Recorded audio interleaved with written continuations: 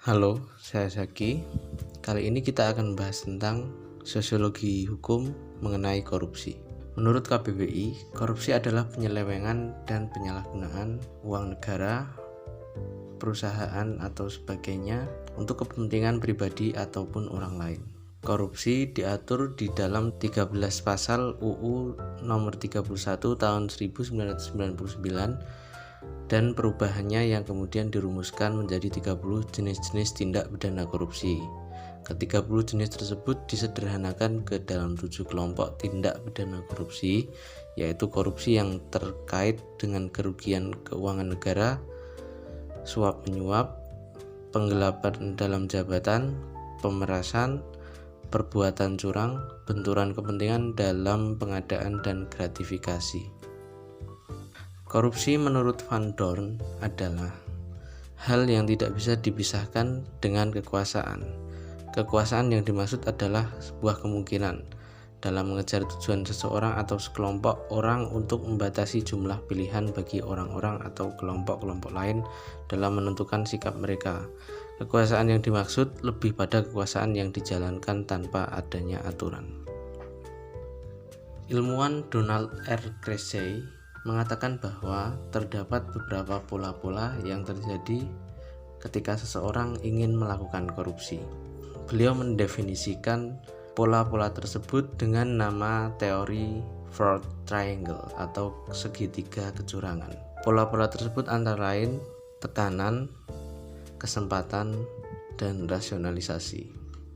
Yang pertama adalah tekanan, yaitu kesulitan yang memaksa individu untuk melakukan korupsi. Biasanya ini terjadi karena faktor mungkin finansial internal dari individu tersebut atau mungkin kebutuhan dana untuk program kerja di instansi mereka.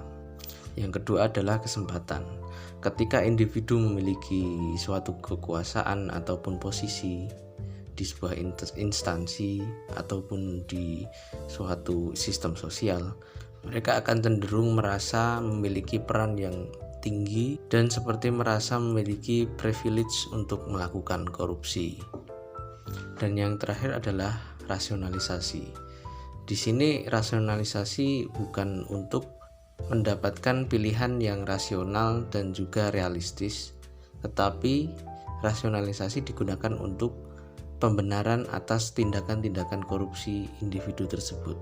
Jadi kedua faktor di atas akan dilegitimasi oleh rasionalisasi ketika individu memiliki tekanan, yaitu tekanan pada hal finansial, maka dia akan menggunakan kekuasaannya untuk melakukan korupsi, di mana kekuasaan tersebut adalah tanggung jawab besar dan juga untuk kemaslahatan rakyat. Lalu mengapa korupsi masih terjadi di Indonesia? Yang pertama adalah faktor kebiasaan. Masyarakat Indonesia memang terkenal dengan budaya gratifikasi. Terkadang dalam pelayanannya, pengerjaannya kurang memuaskan bagi masyarakat, atau bisa dibilang agak lambat.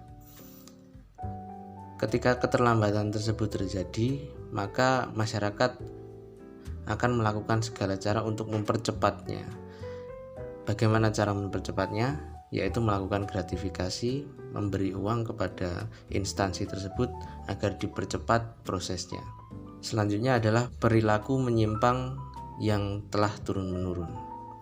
Perilaku menyimpang timbul karena proses belajar yang dipelajari oleh individu dan adanya interaksi yang berjalan serta adanya hubungan yang akrab antar kelompok dalam masyarakat.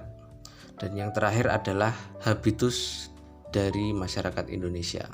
Karena masyarakat telah tumbuh di dalam lingkungan yang sering melakukan gratifikasi dan lain-lain, maka mereka akan menginternalisasi bahwa kebiasaan tersebut adalah hal yang lumrah. Menurut Pierre Bourdieu, habitus adalah cara orang memandang dan menanggapi dunia sosial tempat mereka tinggal melalui kebiasaan, keterampilan, dan disposisi karakter pribadi mereka. Habitus memungkinkan individu untuk mempertimbangkan dan menyelesaikan masalah berdasarkan naluri dan intuisi. cara hidup ini seperti sikap sosial, tingkah laku, selera, moralitas, dan lain-lain terbentuk oleh struktur sosial dan budaya di mana individu tersebut tumbuh dan berkembang. Habitus dapat dibagi menjadi dua dimensi, antara lain yang pertama disposisi, yaitu cara berpikir dan merasa yang cenderung individu ikuti. Disposisi ini terbentuk karena kita tumbuh dengan mereka, seperti norma-norma, nilai-nilai, dan kebiasaan yang biasanya kita lakukan ketika ada di lingkungan tersebut dari kecil sampai besar ataupun pada rentang waktu tertentu. Yang kedua adalah kebiasaan, yaitu cara kita bertindak yang cenderung kita lakukan. Kebiasaan ini terbentuk karena adanya pengalaman di masa lalu, seperti kesalahan-kesalahan yang kita perbuat, kebaikan yang telah diakui oleh orang lain, dan lain sebagainya. Oleh karena individu tumbuh dalam lingkungan yang korup, maka habitus yang terbentuk adalah mereka cenderung menjadi koruptor, karena semua nilai-nilai yang diinternalisasi dimaknai oleh individu tersebut.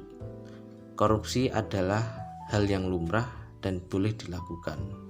Itu saja yang ingin saya sampaikan. Bila mana ada kekurangan mohon maaf. See you.